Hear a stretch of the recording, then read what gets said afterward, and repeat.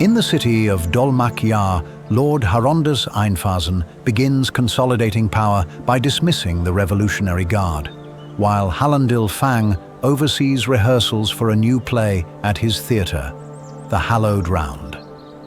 Meanwhile, having avenged the Yazi Fang by killing Baron Casimir Gavendale in the village of Sloke, the party regroups in a tavern to plan their next move, finding Tia's brother, Sid, who was last seen with an envoy from House Taconis. In Dolmak-Yar, Azune watches as Lord Einfasen dismisses over half the city's guard, later questioning Azune about any laxity he may have observed from the Revolutionary Council regarding arcane threats. To those of you who have proudly served the Revolutionary Guard, you are dismissed of your service effective immediately. Generous compensation for the ending of your employment. Have you observed in your time here working in the city any areas of laxity where the Revolutionary Council has been made aware of arcane threats to the city and chosen not to act? To double your efforts, then I would like to see them doubled anyway. At the Hallowed Round, Hal gives directorial notes to an over-the-top actor named Lash for an orcish play, using a bit of magic to enhance his performance. Hal, I have a big problem for you. I don't think we're feeding the actors enough. Oh? No, because Lash is eating the goddamn scenery, okay? It's a travesty. We don't need it. So, Lash, we're not going to play for pity. You will hold yourself high and speak the truth. What a gift we have here under a clear blue sky to tell Mirzat's story and tell the truth for once in some place here today. And I place my palms and my fingers sort of... Watching the actors draw prop knives for the scene, Hal feels the weight of the liar's blade at his side, struck by the coincidence. Back in Sloke, the party is joined by Dame Morgaine and Sir Hawkins, two talking dogs who reveal themselves to be hounds of the king. Murder? No. I challenged him to a duel. He accepted, and then when he saw me emerge from the woodline, he started to run. That doesn't end the duel. The group discusses the aftermath of their battle. Thimble admits that killing Casimir didn't make her feel better about the Yazi's death, and the party speculates on the larger conspiracy. Yeah, I mean, that's... Yeah, he needed to die, and, I don't feel much better, honestly, if... I thought maybe if he was dead that the Yazi being dead would not be as bad, but it's still just as bad. Wick reveals he is also searching for a missing person, an actress from Hal's troupe named Armus, deepening the mystery of recent disappearances. I met someone through Hal a few months ago, and she disappeared as well. And Who? oh, just a girl. She was an actor in his troupe, but I just thought she wandered off to another town. But at this point, I don't know anymore. Maybe there is some trouble brewing. All I know is after we would go and visit Hal and go see the shows with her and her, he prayed all night afterwards. He didn't sleep a wink. He was just praying and praying and praying. Unrelated. While eavesdropping, Thimble overhears the hounds talking with local dwarves who discovered an empty, recently disturbed crypt. Well, lack of such. There was nothing in there. And you see that, Morgaine questions the party about their motives, and Wick declares he is acting against the wishes of his family, House Halovar, earning the hounds' trust with tyranny's help. Right now, we follow one goal, and that is reuniting the family. And we realize that, at least I realize that my family may have certain angles and designs in this realm, but I don't currently act on their behalf or in concert with them.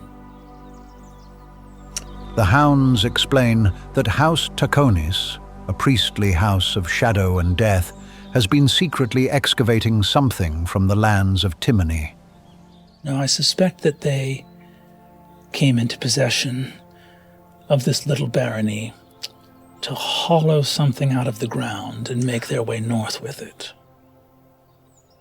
Agreeing to travel together, the party accepts a gift of horses from the new Baroness of Sloke and decides to set off at night, taking a secret route known as the Miller's Road. Baron are riderless at the moment, and you should take them and travel with them. The ones that Cadigan scared off into the... We will help you to the edge of our duty, and I am afraid no further. You see, Hawkins says, now, if it should happen to pass that... On the road, the party discusses their recent victories and personal struggles, with Cadigan questioning Hawkins about dog stuff, and Wick questioning Teor about the source of his new light-based powers. I get the urge to do dog stuff. Do you get the urge to do man stuff? No, dog stuff. He was more of a sort of a marauding, fucking head-smashing, just champion. He was a physical presence, a young lion full of mirth and fervor for battle. And Morgaine performs a ritual, opening the hidden Miller's Road, which grants the party the magical effect of pass without a trace.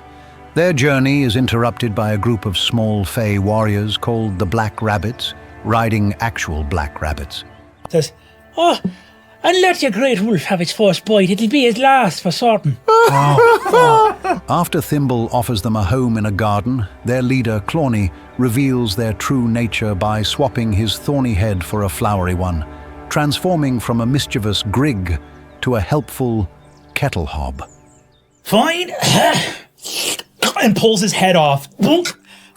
Drops it on the ground. I'm Clonny the Rose. Holy Before departing, Clorny shares a troubling rumour that Thimble's ancestral home, the Golden Orchard of House Royce, has fallen and been slaughtered. We met a fae, one greater than ourselves, passing on this way to the sea from down south. They told us that the House of Royce had fallen. As a parting gift for their kindness, the Kettle Hobs grant the party a boon of fey luck. The party arrives in the town of Teebreeze Lee to find it celebrating Candle Feast, a holiday of the Candescent Creed. They learn the local lord, Earl Gauntry Tallkeep, is in mourning for his late wife, and that a gifted healer, a Lux named Arathea, runs the new hospital in town. Of his mourning period, and we have not heard any word that he might come and offer a kind word. Thimble learns from local children that a carriage matching the Taconis envoy's description, carrying a woman with a skull face, was seen heading toward either the hospital or the castle. Did you see a freaky lady with a skull face? That is hard to forget. You see that one of them says, yes! Yes. The party meets another hound, Sir Felltower, who confirms the Taconis are staying at the castle and that Sid is almost certainly with them. I did note the unusual aroma of a powerful carnivore in one of those wagons passing by. Unmistakable. Do you know which way he was headed? Before parting ways, the hounds reveal they are the reincarnated souls of knights who died fighting the gods and swore an oath to continue serving their king, granting the party one last blessing. We fought for our homeland against the gods. And after our passing, previous knights swore an oath to defend their king in this world and the next. But of course, after the Shapers' War, there was no next. As the party approaches the castle, they witness a massive public ceremony where Earl Tallkeep brings his wife's coffin before the hospital and converts to the Candescent Creed, creating a perfect distraction. I am your lord, Gauntry Tallkeep, Earl of Gormalay. I come bearing the body of my wife, Lady Caswin.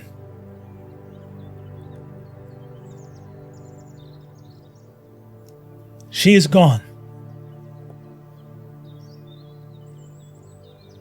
I wish for her soul to know the light! Oh. And you see that Using a magical egg that grants them invisibility, the party sneaks through the main gate and across the courtyard into a smaller keep. Their invisibility fades as they find a secret door leading down into a cavern. Alerted by Catigan, who learns from a rat that creatures go through the door and never return. My family, my friends, they go in. They die, but they don't stink. They vanish, but they don't rot. I would smell if they had. I can't smell them anymore. and you see the rat slinks off down into the shadows. Opening the door alerts guards within, forcing Tyranny to disguise herself as Octis Taconis and walk ahead to confront them.